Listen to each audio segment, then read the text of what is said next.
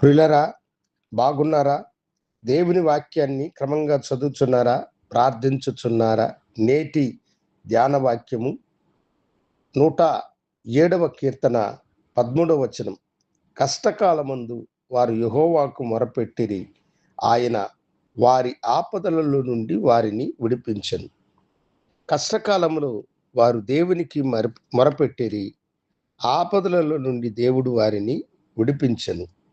అవును దేవుని బిడ్డలారా, ఈ లోకములో అనేక కష్టాలు మనకు ఎదురవుతూ ఉంటాయి.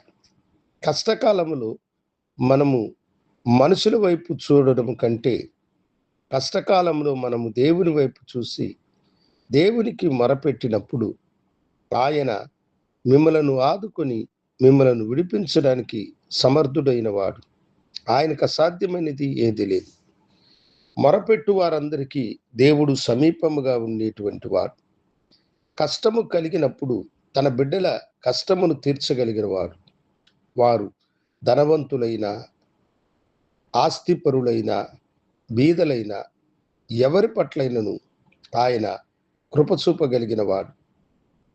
దైవజనుడైన సంసోను విస్తారమైనటువంటి ఫిలిష్తీయులను హతము చేసిన తరువాత అతడు దాహము కొన్నాడు. ఆ దాహము కొన్నప్పుడు అతడు దేవుని వైపు చూసి, ప్రభువా, ఇదిగో నేను నా శత్రువుల చేతిలో ఈ దాహంతో చచ్చిపోతానేమో, నన్ను కరుణించుమని అతడు ప్రార్థించగా దేవుడు అతని కొరకు గోతిని చీల్చి నీటి ఊటను అతని కండ్లకు చూపించినాడు. ఆ నీరును తాగి అతడు తెప్పరిల్లినాడు. అతని కష్టకాలంలో ప్రభువు అతనికి తోడుగా ఉండి సహాయం చేసినాడు.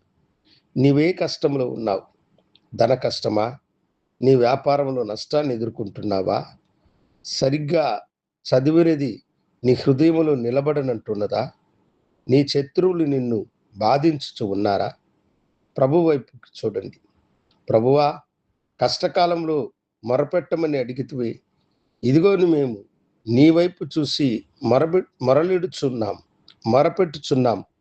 మా మొరకు నువ్వు జవాబిచ్చి మమ్మలను ఆదుకొనమని మీరు ప్రార్థించినట్లయితే, కష్టకాలమందు మీరు దేవునికి మొరపెట్టినప్పుడు ఆయన మీ ఆపదలన్నిటి నుండి మిమ్మలను తొలగించి మిమ్మలను రక్షించగలిగిన సమర్థుడైన దేవుడాయన.